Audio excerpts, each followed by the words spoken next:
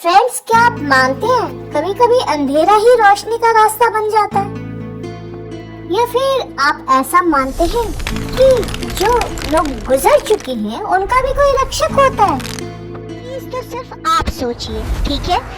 फिलहाल मेरे साथ चलिए एक ऐसे छोटे से गांव में जहां एक लड़की रहती थी। उसका नाम था एलारा। एलारा बिल्कुल शांत और सरल स्वभाव की थी। उसके बावजूद भी उसके पास एक अनोखी शक्ति थी जिससे वो मरे हुए लोगों की आवाज सुन सकती थी। एक दिन एलारा को कुछ फुसफुसाने की आवाज सुनाई दी कि हमें मदद चाहिए, हम खो गए हैं। शुरू में एलारा को लगा ये शायद उसका वहम है। गांव में एक हादसे में जब गांव के बहुत सारे लोग मरे और एलारा ने उन शवों को हलचल करते हुए देखा तो उसकी जिंदगी में सब कुछ बदल गया था। एलारा ने ये सारी बातें गांव वालों को बता दी। गांव वालों ने उसे ही चुड़ैल समझकर गांव से बाहर निकाल दिया कि गांव वाले अब उसे अशुभ समझने लगे थे। शायद इसीलिए उसे अकेला छोड़ दिया। एलारा अब बिल्कुल अकेली थी। रात की ठंडी हवाएं चल रही थी, पर हाँ, वो जो आत्माओं की फुसफुसाहट थी अब भी वो उसके साथ में ही थी। और फिर एक रात अचानक से डाकुओं ने उसके ऊपर हमला बोल दिया। डर के मारे एलारा ने अपनी आंखें बंद कर ली और तभी कुछ ऐसा मैजिक हुआ। धरती फट गई, उसमें से दो कंकाल योद्धा निकले और खड़े हो गए। हड्डियों की खनखनाहट भले ही बहुत डरावनी थी, लेकिन हाँ, उनके अंदर जो साहस था ना, वो गजब का था। और उन्होंने एलारा को बचा लिया। तब एलारा को समझ में आया कि ये जो शक्ति है ना, ये कोई बुराई नहीं है, बल्कि ये तो रक्षा की ताकत है। और आज जब जंगलों में घूम रही थी तो उसे एक पुरानी सी समाधि दिखी। जब वो पास में गई तो वहाँ पर एक चमकता हुआ ताबीज पड़ा था और जैसे ही उसने उसे पहना, उसके भीतर एक बहुत ही पॉजिटिव एनर्जी जाग गई।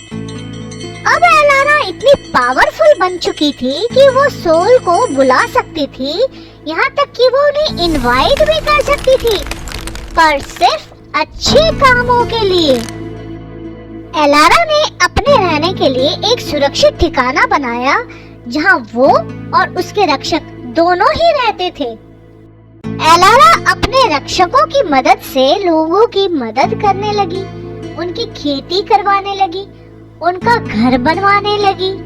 गांव के बुजुर्ग लोगों ने एलारा का विरोध किया और कहा, देखो, मरे हुए लोगों से काम करवाना बहुत बड़ा पाप है।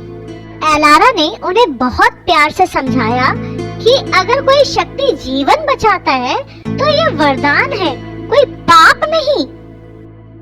पर शायद दुनिया में जितनी भी चीजें हैं ना, उसकी एक कीमत जरूर होती है। ठीक इसी तरह वो जो सोल थी एक रोज एलारा को बोली कि हम थक चुकी हैं, हमें आराम चाहिए, इसीलिए प्लीज हमें मुक्त करो। एलारा ने भी उनकी बात मान करके उन्हें मुक्त कर दिया और उन्हें प्रॉमिस किया कि अब वो सिर्फ और सिर्फ रक्षा करेगी।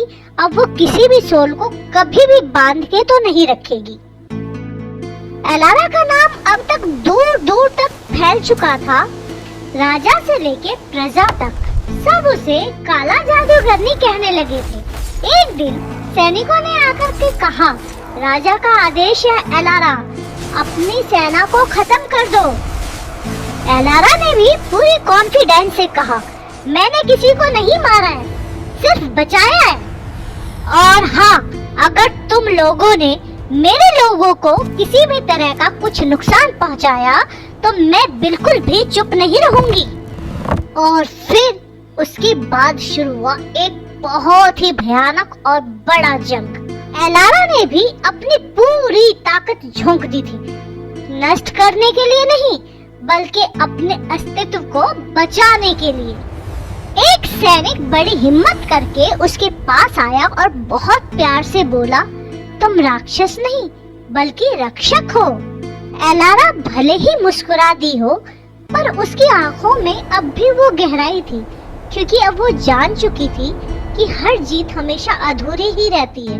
जैसे जैसे समय बीतता गया, एलारा की घाटी अब एक शांति भूमि में बदल चुकी थी, जहाँ जीवित लोग और मृत रक्षक दोनों साथ रहते थे।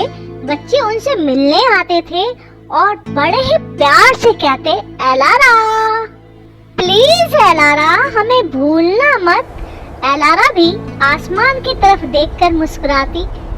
और ये कहानी अभी खत्म नहीं हुई है, बस एक नया अध्याय शुरू हुआ है।